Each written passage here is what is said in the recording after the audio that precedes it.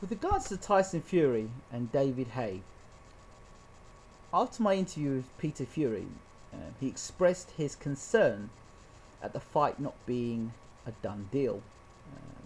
When I interviewed Peter Fury on Sunday night, Peter said that if the contract was not signed by Monday, the fight would be considered. It would be considered the fight would be off. Now, since then, Adam Booth has tweeted saying that he's had progressive talks with Peter Fury, and I have every indication now that this fight is going to go ahead. As I said in the video beforehand, I suspected the fight would be on September the 28th. I have no reason to believe otherwise that it won't, and if it does, then it does. But I still think it's September the 28th. I think this fight will finally go ahead. But I could talk about the two fighters and who I think is going to win and who's going to lose. And if enough people ask me to do a prediction for this video, Tyson Fury, David Haye, then I will do it. I will do a prediction video for Tyson Fury and David Haye. But listen, my page has got to get flooded with people for me to do David Haye, Tyson Fury prediction. Alright? So I'm not just going to put that prediction out just for the sake of doing it. Right. But I did say on my Twitter page that I'm going to do something a little different. And here's the thing that I say is going to be a little different. David Haye, Tyson Fury. Let's imagine that you are the promoter for this event. Well, I am the promoter for the event. I, Ingram Jones, Bayloric Worldwide. What would I do to make this a super fight, a mega fight in the UK? Well, Derek Chisora, David Haye was sold out quite quickly because of the antics and the fiasco in Germany, in Munich. The mall in Munich, I call it. And, well, that sold the fight real quickly.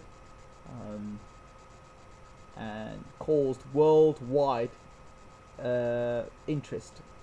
And I was fortunate, thanks to then working with Fight Hype UK.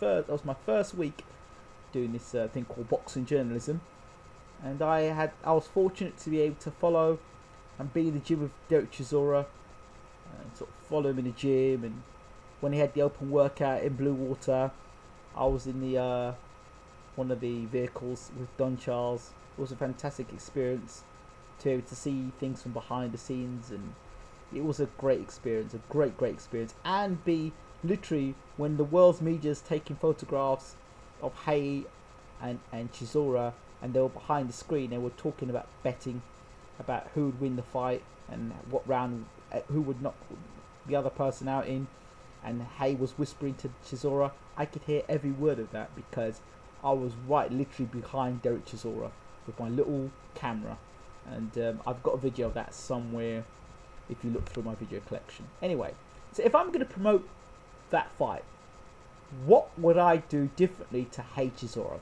Well, here's the first thing. I would take an American approach to selling this fight. Well, people say, well, Haye Fury doesn't need promoting because they've both got loudmouths. Yes, they do have loudmouths, but it's a great opportunity to bring new fans to boxing as well.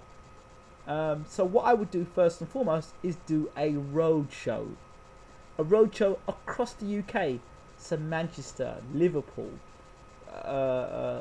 in Scotland, you know, everywhere you could do it. All have major cities. Okay, all the major cities would do a road show, yeah? Putting these two together, talking, right? And maybe a 4-stop or 5-stop road show. Okay? Once they've done the 4 or 5-stop road show with the two, and I'm sure there are going to be some cracking one-liners there. And they probably at that point can't stand the sight of looking at one another.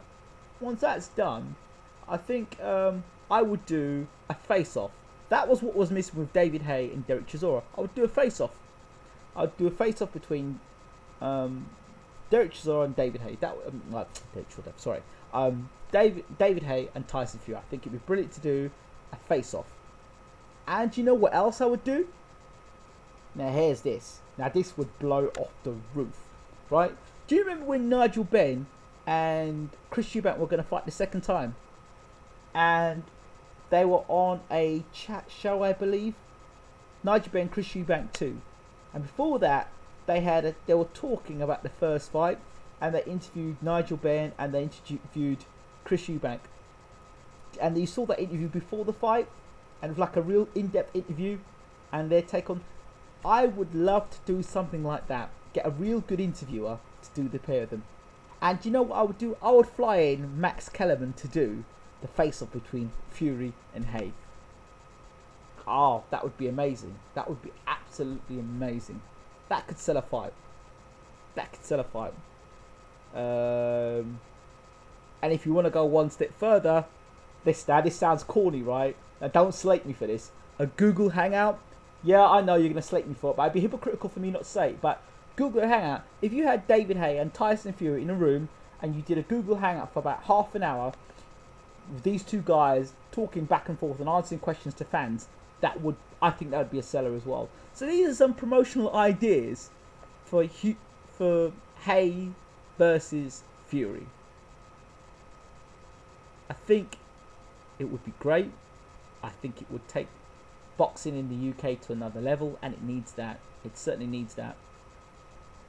There are not many mega fights in the UK, apart from probably Frampton, Quigg. If you want to talk about Khan, Brook, they're not the same as these, because they're also the heavyweights as well. So yeah, that's what I would do. Let me know, what would you do if you were a promoter for Haye and Fury? What would you do? And by the way, if I'm going to stage the fight, it's got to be I'm looking to pack out a stadium. So could it be held at Wembley? Old Trafford? Don't know. I would like it outdoor, a football ground, outdoor, like Lewis Bruno, Cardiff Arms Park. They did that outdoor. That'd be great. Let me know what you guys think. I'm out.